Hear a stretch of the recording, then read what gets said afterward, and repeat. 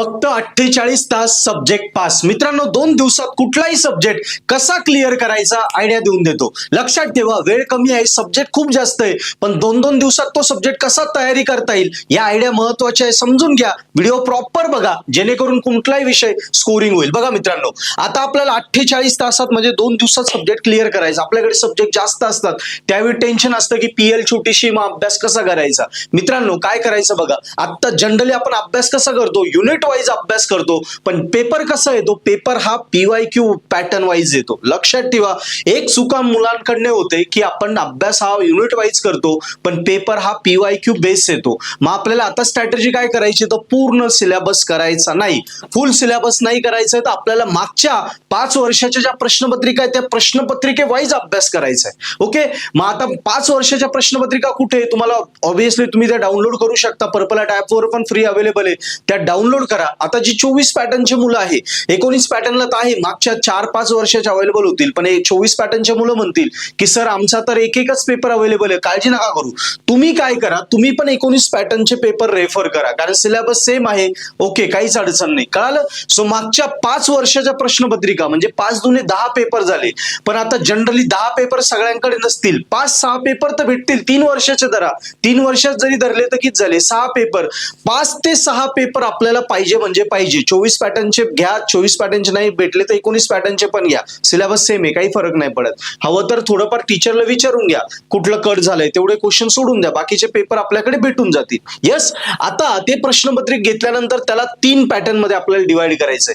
10वीला आठवतं का तुम्हाला 21 अपेक्षित भेटायचं, बघा 21 अपेक्षित, त्यात करायचं समजा गाळ्याला जागा घेतल्या तर सगळ्या पुस्तकातल्या गाळ्याला जागा एका सेक्शन मध्ये, नंतर मोठे क्वेश्चन, सगळे मोठे क्वेश्चन एका सेक्शन मध्ये, डायग्राम वाले क्वेश्चन, सगळे डायग्राम वाले क्वेश्चन एका सेक्शन मध्ये. कळालं, असं त्या टाईप वाईज क्वेश्चन डिवाइड होते. बरोबर आहे, आपल्याला मागच्या 5-6 प्रश्नपत्रिका समोर ठेवून हे करायचंय का मोस्ट रिपीटेड कुठले ते सगळे काढायचे. मागच्या 5-6 प्रश्नपत्रिका समोर ठेवा, झेरॉक्स काढून, त्यातनं मोस्ट रिपीटेड एक सेपरेट वही घ्या, त्यात फक्त मोस्ट रिपीटेड क्वेश्चन लिहा.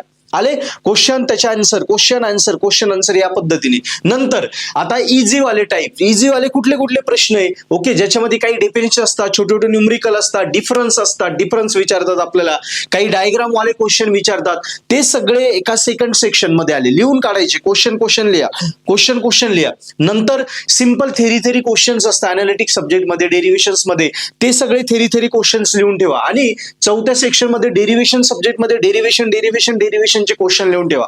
आता आपला एक प्रॉपर स्टडी मटेरियल तयार झालं, जे हार्डली किती दिवसात तयार होतं, अर्ध्या दिवसात तयार होईल. आपल्याकडे अजून 1.5 दिवस बाकी आहे. आता मटेरियल तयार झालं, हे इकडे झाले सगळे आपले रिपीटेड क्वेश्चन, इकडे समजा सोपे क्वेश्चन, डेफिनेशन्स, न्यूमरिकल, नंतर डायग्राम वाले क्वेश्चन्स, नंतर छोटे छोटे थेरी क्वेश्चन्स, नंतर डेरिव्हेशन क्वेश्चन. मटेरियल तयार झालं. आता राहिला 1.5 दिवस, कारण अर्धा तास एवढं मटेरियल अनालिसिसला जाईल. आता 1.5 दिवसात काय करायचं, या प्रत्येक क्वेश्चन जे लिहिले आहे ते प्रत्येकाचे आन्सर्स आपण वाचून काढायचे, सगळ्यांचे आन्सर वाचून काढायचे. पुस्तकात कुठे आपल्याकडे जे स्टडी मटेरियल असेल, काय ऍप्लिकेशन्स असतील, पुस्तकं असतील, नोट्स असतील, त्यातनं ते त्यांचे आन्सर खुणा करून ठेवायच्या, वाचून काढायचे आणि आठवून बघायचे प्रत्येकाचे आन्सर. वेळ जर असेल, आपल्याला शक्य असेल तर आन्सर शॉर्ट मध्ये लिहून काढा, प्रत्येक क्वेश्चनचा आन्सर शॉर्ट मध्ये लिहून काढा. आता ते कुठे होईल तुम्हाला, साधारणतः 1 दिवस, म्हणजे साधारणतः आपण धरूया अर्धा दिवस हे मटेरियल बनवण्यात गेलं. आता अर्धा दिवस हा आणि उद्याचा अर्धा दिवस म्हणजे 1 दिवस आपल्याला हे सगळ्या प्रश्नांचे उत्तर एकदा वाचून काढण्यात येईल, एकदा वाचून आणि फटाफट लिहून काढायचे. हे कळालं. मग आता राहिलेला शेवटचा अर्धा दिवस, शेवटच्या अर्ध्या दिवसात काय करायचं बघा, शेवटच्या 4 दिवसात आपल्याला रिव्हिजन आणि रायटिंग प्रॅक्टिस करायची. पुन्हा आता आपला पूर्ण सिलेबस स्टडी होऊन गेला, त्याच्या शॉर्ट नोट्स पण स्टडी होऊन गेल्या. आता सेकंड डेच्या हाफ सेक्शन मध्ये काय करायचं, फक्त रिव्हिजन मध्ये जे आपण मेन पॉइंट्स लिहिले होते ना, तेवढे वाचून काढायचे आणि डोळे झाकून पुन्हा स्वतः लिहून बघायचे. लिहून झालं, जमलं आपल्याला, ओके, पुढचा क्वेश्चन घ्यायचा, नाही जमला पुन्हा डोळे उघडायचे, बघायचं कुठला पॉइंट मिस झाला, असं लिहिण्याची प्रॅक्टिस करायची. कळालं. सो ह्या पद्धतीने तुम्ही कुठलाही विषय केला, 2 दिवसात विषय क्लिअर होतो. शॉर्ट मध्ये रिकॉल करून देतो. काय करा, 5-6 प्रश्नपत्रिका घ्या, समोर ठेवा, त्याच्यामध्ये आपल्याला प्रश्न काढायचे, मोस्ट रिपीटेड एका साईडला आले वहीच्या, त्याच्यानंतर डायग्राम वाले एका साईडला आले, सोपे सोपे प्रश्न एका साईडला आले, डेफिनेशन वगैरे या टाईपचे, त्याच्यानंतर आपले थेरी क्वेश्चन जे आहे सोपे सोपे ते एका साईडला आले, त्याच्यानंतर डेरिव्हेशन वाले एका साईडला आले. पहिल्यांदा मटेरियल रेडी झालं अर्ध्या दिवसात.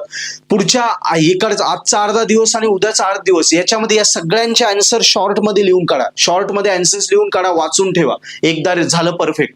मग आता सेकंड डेच्या याच्यामध्ये किती दिवस गेला, पहिल्या दिवसाचा अर्धा दिवस आणि दुसऱ्या दिवसाचा अर्धा दिवस गेला. आता राहिला फक्त दुसऱ्या दिवसाचा लास्ट हाफ.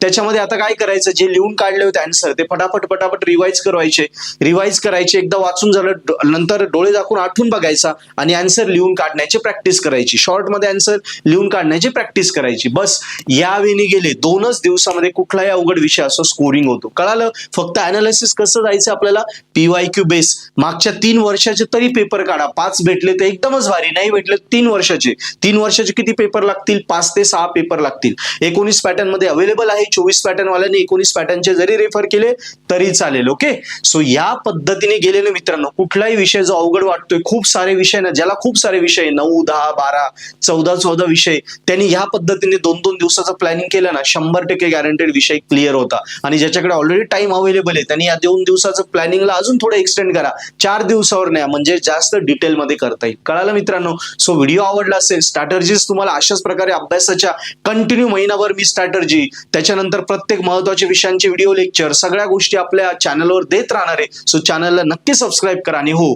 एंडसेमच्या प्रिपरेशन साठी भरपूर सारे आपले विषय, सो सेल्फ करण्यात वेळ घालवण्यापेक्षा पर्पल हॅट ॲपवर हे सगळं मटेरियल रेडी अवेलेबल आहे. सो पर्पल हॅटचे कोर्सेस ऑफर्डेबल आहे, सबस्क्राईब करा. आणि मी ज्या स्ट्रॅटर्जी सांगितलं त्या स्ट्रॅटर्जीने पर्पल हॅट ऍप्लिकेशन मध्ये जे स्टडी मटेरियल आहे, video lecture, solve paper, IMP question, ते वापरा. म्हणजे अजून तुमचा परफेक्ट अभ्यास होईल. आणि स्वतः न करण्यापेक्षा आमच्या सोबत केला तर तुमचा अभ्यास 100% परफेक्ट होईल, कॉन्फिडंट येईल आणि गॅरंटेड क्लिअर करा. So purple hat app download करा, डेमो बघा आणि स्कोरिंग करा. Best of luck.